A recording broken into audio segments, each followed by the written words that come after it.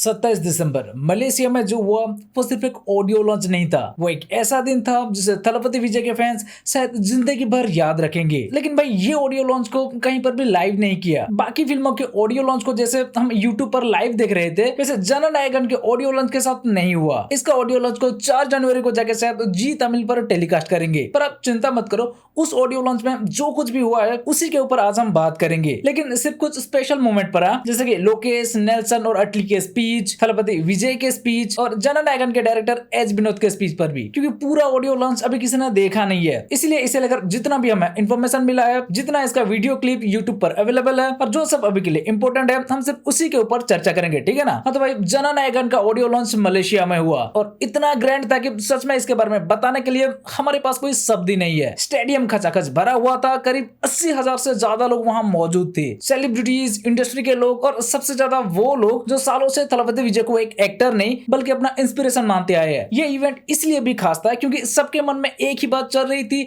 शायद ये आखिरी बार है जब वो थलपति विजय को एक फिल्मी मंच पर इस तरह सामने से देख रहे हैं। जैसे इवेंट शुरू हुआ, एक एक करके लोग स्टेज पर आने लगे और सबसे पहले स्टेज पर आए लोकेश। लोकेश के स्टेज पर आते ही पूरा स्टेडियम गूंजने लगा, Leo two, Leo two, Leo two. Fans की आवाज इतनी तेज थी कि कुछ पल के लिए लोकेश भी कंट्रोल से बाहर हो गए। फिर उन्होंने बोलना शुरू किया। उन्होंने कहा कि जननायकन की पूरी टीम को वो अच्छे से जानते हैं और दिल से चाहते कि ये फिल्म बहुत बड़ी ब्लॉकबस्टर बने। उसके बाद उन्होंने अपने बात को थोड़ा पर्सनल बनाया। लोकेश ने कहा कि मास्टर और लियो, ये दोनों फिल्में उनके करियर की सबसे अहम फिल्में हैं। मास्टर ने उन्हें पहचान दी और लियो ने उन्हें एक अलग ही लेवल पर पहुंचा दिया। लेकिन फिर उनका टोन थोड़ा भारी हो गया। उन्होंने कहा कि जब उन्हें पता चला कि ये विजय सर की आखिरी फिल्म है तो उन्हें अंदर से बहुत बुरा लगा और यहीं पर लियो टू वाली बात आई। लोकेश ने कहा कि अगर लियो टू की बात होगी तो विजय सर बस मुस्कुराकर ब्लडी स्वीट बोल देंगे। हाँ भाई, बस इतना ही। लियो टू को लेकर और एलसी को लेकर वो बस ऑडियो लॉन्च में इतना ही बोले। इससे ज्यादा एंकर लोगों ने और इनसे कुछ निकाल नहीं पाए क्योंकि ये ऑडियो लॉन्च किसी और चीज के लिए स्पेशल था भाई। यहाँ लोकेश की फ्यूचर प्रोजेक्ट या एलसी के ऊपर चर्चा करने के लिए नहीं। मतलब ये लियो टू का कोई ऑफिशियल अनाउंसमेंट नहीं था, लेकिन उस एक लाइन से इतना तो साफ हो गया है कि लियो टू लोकेश के दिल में है। बस हालात इजाजत नहीं दे रहे, नहीं तो लोकेश लियो टू बनाने के लिए अभी रेडी हो जाती भाई। वहाँ कैथी टू के लिए कार्ती रेडी है, वो नहीं बना रहे। और जो लियो टू क्या सिनेमा से ही संन्यास लेने की बात कर रहे हैं, ये उनके पीछे पड़े हैं। पढ़ना भी चाहिए भाई, क्योंकि थलपति विजय लोकेश के ही नहीं करोड़ों फिल्मियों के दिल में बसते हैं। खैर, इसके बाद यहाँ लोकेश काफी इमोशनल हो गए। उन्होंने थलपति विजय को सिर्फ एक सुपरस्टार नहीं बल्कि अपने करियर का सबसे बड़ा हिस्सा भी बताया। उसके बाद स्टेज पर आए अटली और सच बोलूं तो ये पूरा इवेंट का सबसे इमोशनल पार्ट था। अटली ने बोलते ही कहा कि आज वो जिस मुकाम पर है उसकी सबसे बड़ी वजह सिर्फ और सिर्फ विजय अन्ना है। उन्होंने बताया कि जब वो असिस्टेंट डायरेक्टर थे, उन्होंने तब उनका काम देखा और खुद आकर उनसे कहा कि तुम एक कहानी तैयार करो, हम साथ में फिल्म करेंगे। मतलब ये तब की बात है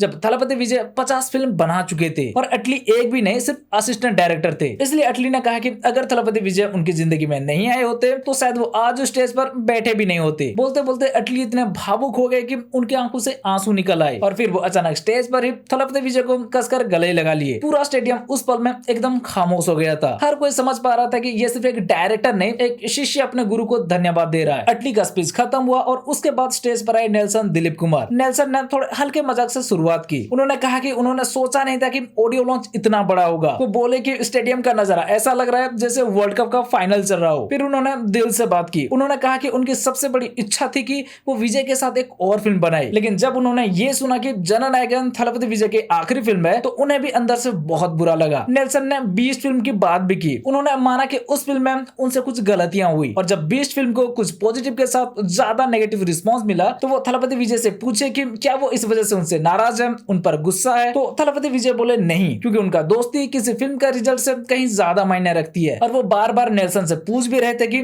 सब सही चल रहा है ना बोल के। मतलब उसके बाद भी उनका हालचाल पूछना भूल नहीं रहे थे। फिर नेल्सन ने कहा कि उस वक्त उन्हें बहुत हिम्मत मिली और उन्होंने विजय को उनके आगे के हर अच्छे काम के लिए दिल से शुभकामनाएं भी दी। इन तीनों डायरेक्टर्स की एक ही बात कॉमन थी। उन्होंने साफ कहा कि अगर वो आज यहाँ तक पहुंचे हैं तो उसकी वजह थलपति विजय के साथ की गई फिल्में हैं। फिर स्टेज पर इस मूवी के डायरेक्टर एच विनोद भी आए, जो पहले से ये हिंट दे रहे थे कि जननायकन किसी मूवी का रीमेक नहीं है। मतलब कुछ लोग इसे भगवंत केसरी का रीमेक है, उससे इंस्पायर्ड है बोल रहे थे ना, तो उसे लेकर वो बोले ऐसा नहीं है, ये कम्प्लीटली थलपति विजय की मूवी है। ये फिल्म 100% एंगेजिंग और काफी एंटरटेनिंग होने वाली है और इसमें कोई मैसेज देने की कोशिश नहीं की जा रही, सिर्फ पॉलिटिक्स के ऊपर इसे नहीं बनाई गई। ये एक पूरा कमर्शियल एंटरटेनर फिल्म है जिसमें सॉन्ग, एक्शन, डांस और इमोशन सब होंगे, वो बोल रहे थे। लेकिन हाँ भाई, रीमेक ना सही, कुछ पार्टी सही, पर ये भगवंत केसरी से इंस्पायर्ड है शायद। और इस मूवी का एंडिंग को लेकर जो चर्चा हो रहा था ना भाई कि ये मूवी 3 घंटे से ऊपर की होगी और आखिर के 15 मिनट में थलपति विजय को ट्रिब्यूट दी जाएगी, उन्होंने इसे लेकर साफ बोल दिया कि ऐसा नहीं है। इस फिल्म का एंड इतना इमोशनल तरीके से नहीं बल्कि एक नया होप, एक नया उम्मीद के साथ खत्म होगी। थलपति विजय के लिए वन लास्ट टाइम जैसा ये कोई एंडिंग नहीं बल्कि एक नया शुरुआत है बोले, और थिएटर आते समय सब कुछ भुला के इसे बस एक थलपति विजय के मूवी जैसे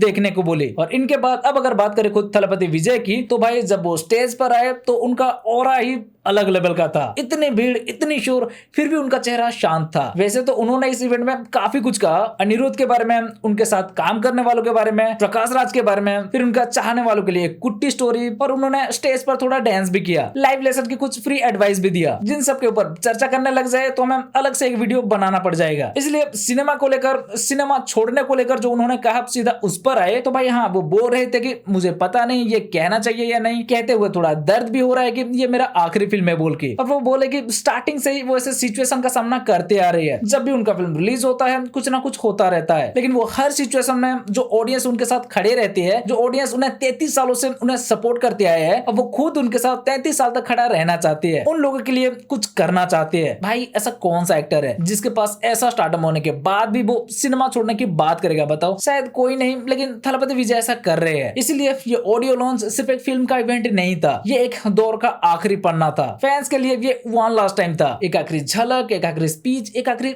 एहसास। अरे बस कर, रुलाएगा क्या? तो हाँ, अभी के लिए तो थलपति विजय के यही लास्ट मूवी लग रही है, लेकिन लोकेश को अगर फुर्सत मिले, वो गजनी के जैसे एलसीयू के बारे में भूल ना जाए, तो फ्यूचर में एलसीयू की कुछ मूवीज में हम उनका कैमियो या वॉइस ओवर वगैरह सुन सकते हैं। उन्हें एक प्रॉपर मूवी में हम जैसे लियो 2 पता नहीं, उसके बारे में हमें 2026 के बाद जाके पता चलेगा। तो भाई ये था जननायकन के ऑडियो लॉन्च के ऊपर एक वीडियो। अब अगर आपको ये वीडियो अच्छी लगी हो तो वीडियो को लाइक, शेयर और चैनल को सब्सक्राइब कर दो।